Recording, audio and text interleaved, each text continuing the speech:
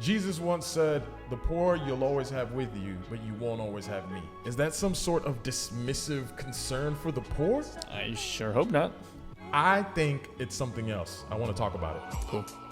Next 10 coming up. Today's episode is brought to you by Logos. Learn more about the world's best Bible study software at logos.com/themove. Welcome back to The Move, where we are A little bit vibing. more space than the clap there. A little bit more space from the clap. Oh, okay. Welcome back to The Move, where we are vibing with the book 10 minutes at a time. The next 10 minutes, we're looking at John chapter 12, verses 1 through 11. As always, have you read it? If you haven't, it's in the comments section below. 10 minutes on the clock, and we start in 3, 2, 1, go. So, 6 days before the Passover, Jesus therefore came to Bethany, where Lazarus was, whom Jesus has raised from the dead. Jesus has been in the wilderness for some time. Seems like it. He's been hiding in a certain respect away from the people trying to kill him, but now he shows up again. People won't kill him. Probably still. Obviously, yes, still, because we know the end of this story. Shows up in Bethany, which isn't that far from Jerusalem. People are there getting cleansed and doing their ritual services for the Passover, right? Mm-hmm. I can't help but have a callback to John chapter 2, where you saw jars for cleansing, right? Mm-hmm. That this sort of motif is there again. And they're having a dinner. We know Martha's a good cook. You imagine this party? Like Martha's a good cook. Lazarus does the magic tricks where he dies and comes back to life. You know what I'm saying? This is a happening spot. Yeah, Jesus does the magic trick, right? Lazarus is the bunny. Like, I pulled out the hat, right? Tell the story. Like, you imagine that? Like, I was dead, and then he called me. It was awesome. Like, Lazarus, tell us about what it was like being dead. All right? You're having these conversations. Out of nowhere, verse 3, Mary takes a pound of expensive ointment made from pure nard and anoints the feet of Jesus and wiped his feet with her hair. Now, off camera, we were talking about this, and we looked a little bit into that. This story sounds very familiar to other instances that Matthew, Mark, and Luke talk about, right? Yeah, there are definitely other stories in the other Gospels that talk about some woman coming to Jesus at some point in his ministry, washing feet, anointing, this whole experience. Luke has her as a sinful woman. Mm-hmm. And then Jesus directs... Hint, adulteress, whatever the case was. And Simon is like, man, if you knew who this woman was... Because he had perhaps an experience there. You wouldn't let her touch you. Matthew and Mark directly call it that it's at Simon the leper's house, right? Mm-hmm. So that there's some debate as to whether these are two separate events, the same event, whether they were conflated for the sake of the narrative. Interesting. What I'm actually interested is in verse 4. Okay. Judas Iscariot, one of the disciples, he who was about to betray him. Why does John drop that line of he who was about to betray him?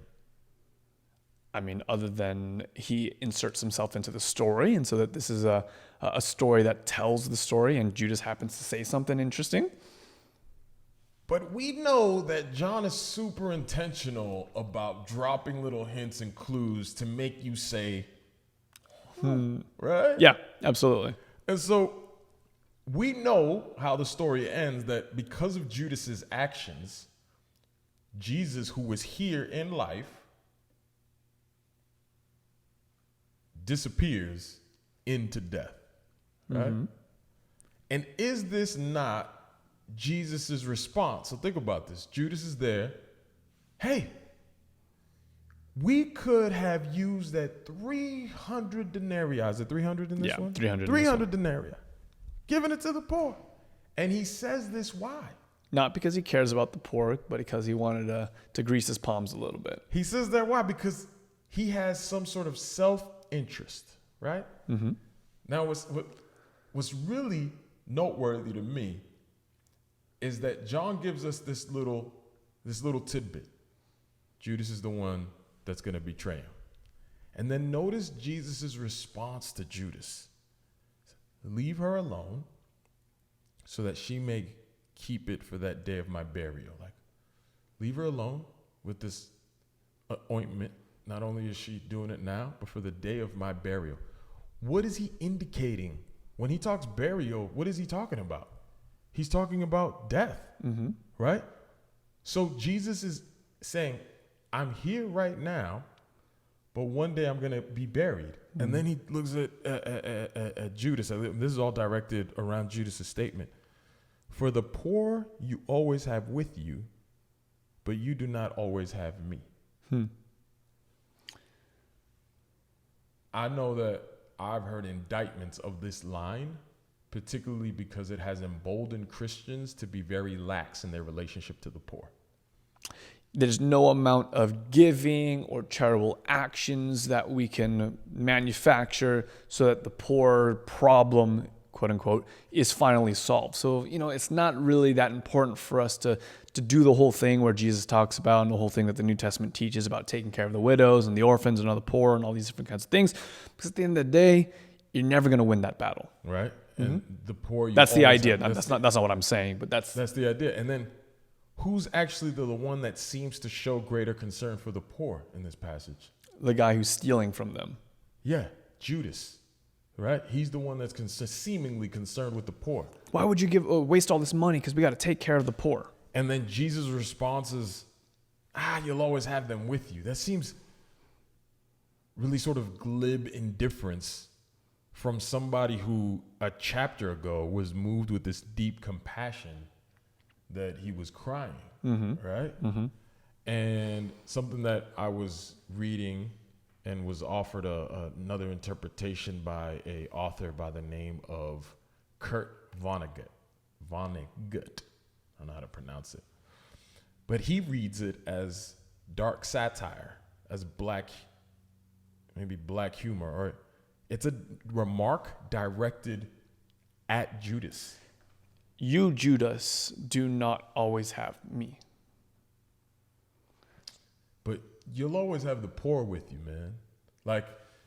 And John has let us know that, hey, this is the one that's going to betray. And it's on these actions that Jesus will actually not be here. He will go away. And it's almost as an indication directly at Judas where, yeah, the poor you'll have with you, but I'm going away. And attaching that straight to his actions. Yeah, I mean, we see this spelled out for us in the previous chapter with Caiaphas, right? He says one thing, and it's actually not only intended to bring light to the current situation, but it's speaking prophetically about this other thing. There's this double meaning. Yeah. So I wouldn't be surprised if that's what John is kind of pointing at. He's like, yeah, it is kind of this thing about, hey, leave her alone. But also it's you, Judas. You do not always have me. Yeah, you not always have. But then this thing of you'll always have the poor, Judas, right?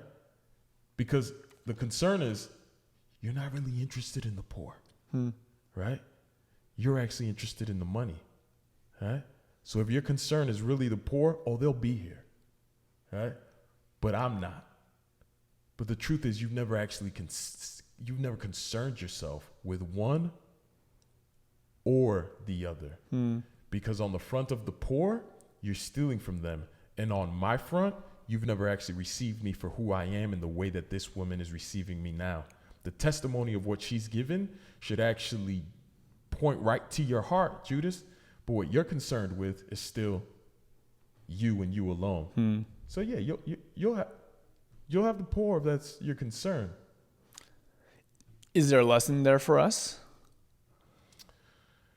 One, on a purely pragmatic thing, it saves a problematic line for Jesus. Two, I think it makes sense for me what John says earlier of why he highlights Judas. And three, that even here, Jesus taking opportunity to actually get straight to the heart of what Judas has dancing around inside of him, right? So that Jesus doesn't let this moment fall without actually speaking to it, seemingly, hopefully, in a way that Judas understands. Do you think maybe this was one of Jesus's last attempts at letting Judas know, hey, I see you. I see what's happening. Like, perhaps implicit, you can stop. That's what it feels like with this sort of alternate maybe reading. But it feels like, Jesus, I see you, man. Like, I see you, right? It's him hinting at a thing that they know both in between them, but maybe Judas doesn't quite know that Jesus knows, it's this thing at play. So I'd prefer to see it that way. And given the trajectory of what John has done thus far, it seems to play on the way Jesus has actually communicated thus far. Yeah. Yeah. So, yeah, man. I mean, again, we've had, oh, no. That came right at a point of reflection. Right? It startled you a little bit. Yeah, where, there's these places, I've actually had the light of Jesus shine in my life in ways that have made me really uncomfortable. Like, I see you. And he's done it in these sort of hidden ways, these phrases or these moments that I know behind that moment it's him. My heart, if it could take it, like, and so just something I wanted to offer, a reflection, right? And just another example of the vibe. There you go. We'll see you in the next 10. Hey movers, I recently got to travel to the Logos headquarters and ended up recording several tutorials on how you and I can get more from our Bible study using Logos. To see the entire playlist of videos, visit logos.com/themove and get 10% off any Logos 8 product you want. logos.com/themove.